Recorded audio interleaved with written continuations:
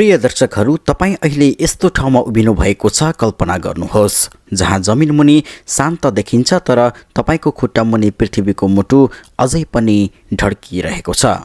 यो कल्पना होइन, यो मेरो आफ्नै यात्रा हो। म आफै यहाँ छु, जापानको क्युसु क्षेत्रमा अवस्थित विशाल ज्वालामुखी क्षेत्र आसो माउन्टको क्याल्डेराभित्र। एक कदम अगाडि बढ्दा नै मलाई लाग्यो म कुनै साधारण पहाडमा होइन, पृथ्वीको भित्री संसारको ढोकामा आइपुगेको छु।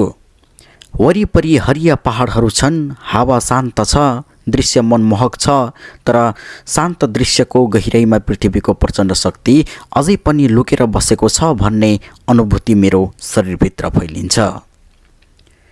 करिब 25 किलोमिटर लामो र 18 किलोमिटर चौडा यो क्याल्डेरा संसारकै सबैभन्दा ठुलो ज्वालामुखी संरचनामध्ये एक हो भन्ने कुरा सम्झिँदा म उभिएको जमिन नै कति विशाल इतिहास बोकेको छ भन्ने महसुस हुन्छ। हजारौं वर्ष अघि भएका यहाँ विशाल विस्फोटहरूले आकाशलाई खरानीले ढाकेका थिए, जमिनलाई हल्लाएका थिए र सम्पूर्ण भूदृश्यलाई नै नयाँ रूप दिएका थिए। आज म जुन हरियाली र शान्ति देखिरहेको छु त्यो त्यही विनाशपछि जन्मिएको पुनर्जन्म हो। म क्याल्डेराभित्र गहिरिँदै जाँदा हरेक मोडमा प्रकृतिको शक्ति र अझ नजिक महसुस हुन्छ र त्यसपछि म पुग्छु नाकादाके क्रेटर नजिक।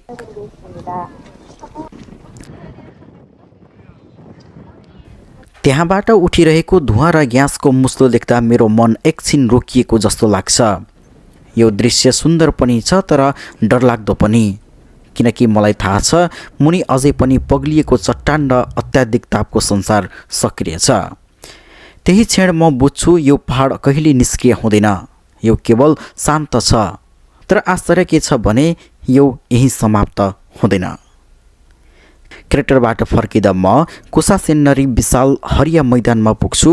हावासँग लहराइरहेका घाँसहरू, टाढासम्म फैलिएका पहाडहरू, यस्तो लाग्छ म कुनै सपनाभित्र हिँडिरहेको छु।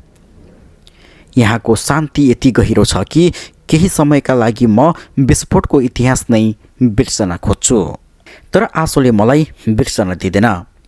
यो ठाउँले निरन्तर सम्झाउँछ सुन्दरता र भय एउटै ठाउँमा सँगै बस्न सक्छन्। म हिँड्दै जाँदा प्रत्येक चट्टानले मलाई विगतको विस्फोट सुनाइरहेको जस्तो लाग्छ। प्रत्येक हावाको झोकाले भित्रको आगोको सङ्केत दिइरहेको जस्तो लाग्छ र प्रत्येक हरियालीले विनाशपछि पनि जीवन फर्किन्छ भन्ने आशा देखाइरहेको जस्तो लाग्छ।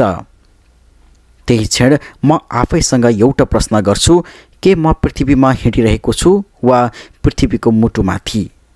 आसो माउन्टले मलाई कुनै उत्तर दिँदैन, तर उसले मलाई एउटा अनुभूति दिन्छ। म यहाँ केवल पर्यटक हो, म पृथ्वीको शक्ति, विनाश र पुनर्जन्मको साँची हुँ। र जब म अन्तिम पटक क्याल्डेरातर्फ फर्केर हेर्छु, धुवाँ अझै उडिरहेको हुन्छ, शान्त देखिने जमिन मुनि अझै पनि आगो बलिरहेको हुन्छ। तर अब मलाई डर लाग्दैन, किनकि यो यात्रा अब केवल दृश्य होइन, यो मेरो जीवनकै एक अविस्मरणीय अनुभव बनिसकेको हुन्छ। प्रिय दर्शकहरू, यो थियो आसोसम्मको यात्राको कथा। यदि तपाईँलाई यस्तै रोचक मनपर्छ भने लाइक तथा कमेन्ट गर्न नबिर्सनुहोला र यस्तै खोजमूलक तथा परिचयात्मक ठाउँहरूका लागि भने सब्स्क्राइब गर्न नबिर्सनुहोला।